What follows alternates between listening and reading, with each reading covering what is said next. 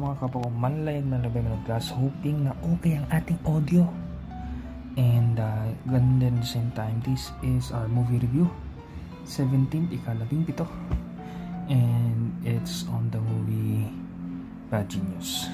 And actually, I think they should change the title. Instead of Bad Genius, it's Mad Geniuses. I think may pagka-spoiler if I say it that way. But anyway, yeah, because the genius is not only yung tao na sa poster, but I believe na lahat talaga, walang taong bobo. It's just that may kanya-kanyang talento mga tao, may kanya-kanya silang talent, may kanya-kanya silang kung saan yung kanilang talento, kanyang talino. Yung iba magaling makipag-usap, yung iba magaling mag-compute, yung iba magaling sa tech, yung iba magaling sa analog, and so on and so forth. And the movie, I could give it 9/10, but because of a loophole, I gave it 8/10.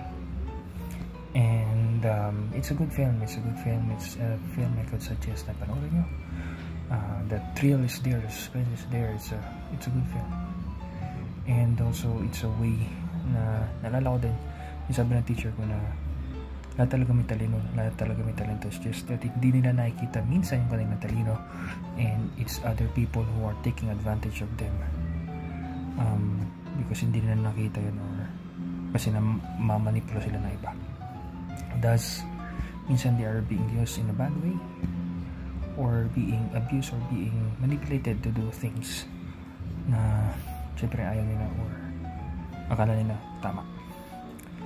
And yun nga, also in the same way, kahit di naman tayo katalino, we should really sabi nga, do not lean on your own understanding, but all your ways acknowledge Him, He will keep your path straight. Or in other words, trust the Lord with all your heart, lean not on your own understanding, in all your ways acknowledge Him, and He will keep your path straight.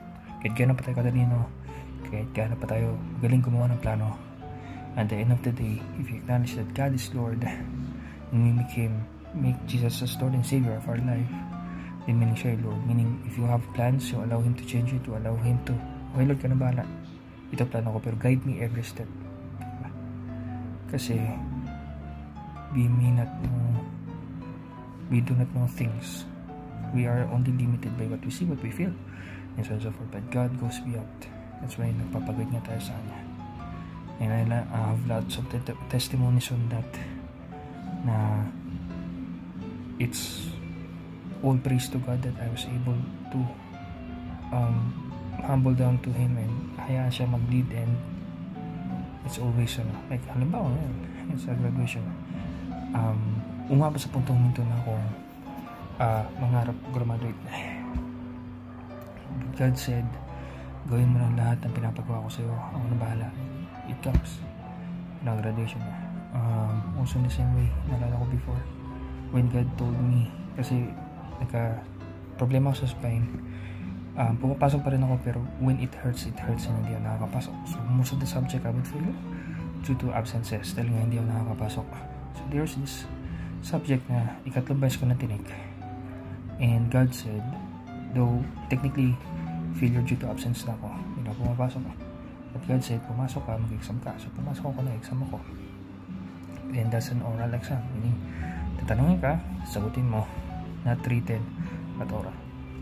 So I went, and then they were surprised. Bakit ka pa pumasok? Failed ka na.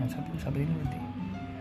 So I waited until my name will be called, pero hindi ako tinatawag, and I just continue waiting, and gusto ko na mag-give up actually. So sabi ko, Lord, sabi mo magintay ako, so I just simply trust you. So I borrowed yung reviewer nung kasama ko, tapos siya mag-review. First page pa na nababasa ko, tinawag na ako. And the 3 questions asked with me is, yung una, kabisado ko na kasi pangatlong take ko na. Yung pangalawa, di ko nasagot. And yung ikatlo is yung mismong question na nandun sa first page ng questionnaire na nireview ko. And to my surprise, I was given a passing grade. And that paved a way for people, or for one specific person to come to me, Kuya, naniwala ako sa'yo, sa Diyos mo, kasi ikaw yung gumawa I mean, siya yung gumawa ng paraan para makapasa ka. So, it's not me, it's him. And it may not always go the way we want it. But when God says do it, do it. When God says trust me, trust him. When he said, go with my time, go with his time. He said, let go, let go. And siya nang bahala sa lahat. It will not always be a better process. It will always be okay. But yeah, and also at the same time, ano connected sa movie? Genius. Most of the times we go to the point na masyado nating overestimate yung ating talento, ang ating galing.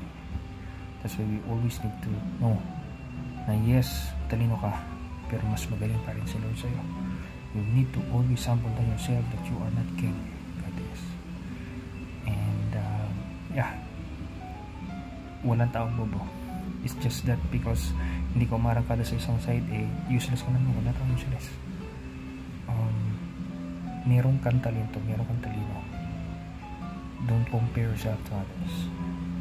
Kasi magkakaiba tayo.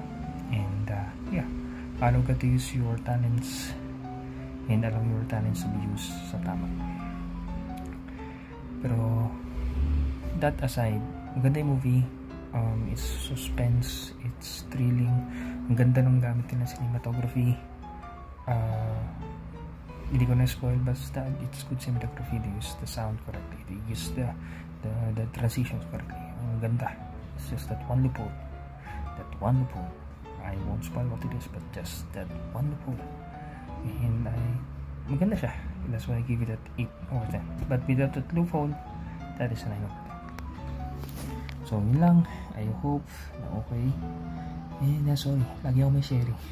Siyempre nagre-review tayo. So go na go, and go na go.